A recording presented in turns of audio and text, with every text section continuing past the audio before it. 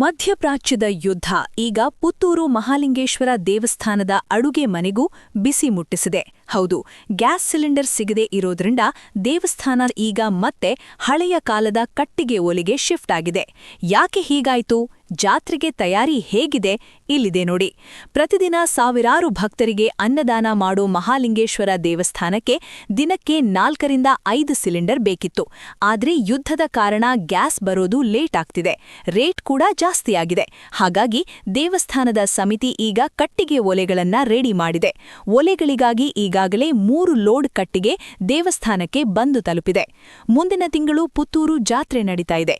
2.5 ಲಕ್ಷಕ್ಕೂ ಹೆಚ್ಚು ಜನ ಬರೋ ಸಾಧ್ಯತೆ ಇದೆ. ಅಷ್ಟು ಜನಕ್ಕೆ ಊಟ ಹಾಕಬೇಕು ಅಂದ್ರೆ ಗ್ಯಾಸ್ ಮೇಲೆ ನಂಬಿಕೆ ಇಡೋದು ಕಷ್ಟ ಅಂತ ಈಗಿನಿಂದಲೇ ಕಟ್ಟಿಗೆ ಸ್ಟಾಕ್ ಮಾಡ್ಲಾಗ್ತಿದೆ. ನಿಮ್ಮತ್ರ ಕಟ್ಟಿಗೆ ಇದ್ರೆ ದೇವಸ್ಥಾನಕ್ಕೆ ಕೊಡಿ, ನಾವೇ ಬಂದು ತಗೊಂಡು ಹೋಗ್ತೀವಿ ಅಂತ ದೇವಸ್ಥಾನದ ಸಮಿತಿ ಭಕ್ತರಲ್ಲಿ ಕೇಳಿಕೊಂಡಿದೆ. ಈಗ ಯುದ್ಧದಿಂದಾಗಿ ನಮಗೆ ಗ್ಯಾಸ್ ಸಿಲಿಂಡರ್ ಬೆಲೆ, ಗ್ಯಾಸ್ ಸಿಲಿಂಡರ್ ಸಿಕ್ಕುವುದಿಲ್ಲ, ಅಡಿಗೆ ಗ್ಯಾಸ್ ಆದರೂ ಸಿಕ್ಕಿದ್ದಕ್ಕೆ ಬೆಲೆ ಜಾಸ್ತಿ ಆಗಿದೆ. ಮೊನ್ನೆ ನಾವು ಕೊಂಕಣ್ ಗ್ಯಾಸ್ನವರಿಂದ 10 ಸಿಲಿಂಡರ್ ತರಿಸಿದ್ದೇವೆ. ನಮಗೆ ದಿವಸದಿಂದ 5-6 ಸಿಲಿಂಡರ್ಗಳು ಬೇಕಾಗ್ತವೆ.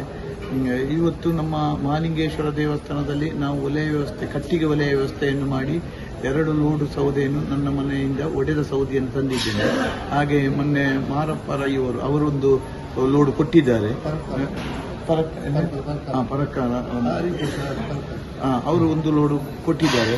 ಹಾಗೆ ಮತ್ತೊಬ್ಬರು ಹೆಂಗಸರು ಕೂಡ ಒಂದು ಪಿಕಪ್ ಕೊಟ್ಟಿದ್ದಾರೆ. ಇವತ್ತೊಬ್ಬರು ಬಂದು ಅದನ್ನು ಒಡೆದು ಕೊಡುವ ಕೆಲಸ ನನ್ನ ಮಿಷನ್ ಅಂತ ಹೇಳಿ ಮಿಷನ್ ಅನ್ನು ಕೊಟ್ಟಿರುತ್ತಾರೆ. ಹಾಗೆ ಇನ್ನೂ 2-3 ಜನ ಭಕ್ತರುಗಳು ಹೇಳಿದ್ದಾರೆ ನಾವು ಕಟ್ಟಿಗೆ ಕೊಡ್ತೇವೆ ಅಂತೇಳಿ. ಹಾಗೆ ನಾವು ಅದಕ್ಕೆ ಬೇಕಾದ ಜನ ಮತ್ತು ಬೇಕಾದ ಪಿಕಪ್ ಲೋಡ್ ಲೆಕ್ಕದಲ್ಲಿ ಲಾರಿಯ ವ್ಯವಸ್ಥೆಯನ್ನು ಕೂಡ ಮಾಡಿದ್ದೇವೆ. ಇನ್ನು ಎಲ್ಲ ಈಗ ನಿನ್ನೆಯಿಂದ ಅಡುಗೆ ನಾವು ಹೊರಗೆ ಮಾಡಿದ್ದೇವೆ. ಪಾಯಸ, ಸಾರು, ಸಾಂಬಾರೆಲ್ಲ ಕಟ್ಟಿಗೆಯ ಒಲೆಯ ಮುಖಾಂತರ ಈಗ ಅಡಿಗೆ ವ್ಯವಸ್ಥೆ ಮಹಾಲಿಂಗೇಶ್ವರ ದೇವಸ್ಥಾನದಲ್ಲಿ ವ್ಯವಸ್ಥಿತ ರೂಪದಲ್ಲಿ ಮಾಡ್ತಾ ಇದ್ದೇವೆ. ಕಟ್ಟಿಂಗ್ ಅಲ್ಲ, ಈಗ ಗ್ಯಾಸ್ ಸಿಕ್ಕುವುದಿಲ್ಲ. ಅದು ಮತ್ತೆ ಗ್ಯಾಸಿನ ಬೆಲೆ ನೋಡಿ, ಈಗ 17 ಕೆಜಿಗೆ 2450 ಪುನಃ ಏರ್ತಾ ಇದೆ. ಇದು ನಮಗೆ ಅಸುಲಾಗ್ಲಿಕ್ಕಿಲ್ಲ. ದಿವಸಕ್ಕೆ 6-7 ಸಿಲಿಂಡರ್ ಬೇಕೀಗ. ಅದಕ್ಕೋಸ್ಕರ ನಾವು ಕಟ್ಟಿಗೆ ವ್ಯವಸ್ಥೆಯನ್ನು ಮಾಡಿದ್ದೇವೆ. ಭಕ್ತಾದಿಗಳು ಕಟ್ಟಿಗೆಯನ್ನು ಕೊಡುವಂತಹ ವ್ಯವಸ್ಥೆ ಸುಮಾರು ಜನ ಫೋನ್ನ ಮುಖಾಂತರ ಹೇಳಿದ್ದೇನೆ. ಅದನ್ನು ತರಿಸುವಂತ ಕೆಲಸ ದೇವಾಲಯದ ವತಿಯಿಂದ ಮಾಡ್ತೇವೆ. ಮತ್ತೆ ನಾಡ್ದು ನಮ್ಮ ಜಾತ್ರೆಗೆ ಕೂಡ ಹಾಗೆ ಅಂದಾಜು 2.5 ಲಕ್ಷ ಜನ ಒಟ್ಟು ಆಗ್ಬಹುದು. ಅದು ಕೂಡ ನಮ್ಮ ಕಟ್ಟಿಗೆಯ ಒಲೆಯ ಮುಖಾಂತರವೇ ನಾವು ಮಾಡ್ತೇವೆ.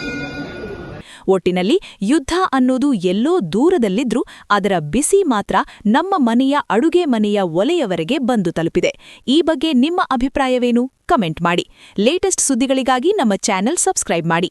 ಧನ್ಯವಾದಗಳು.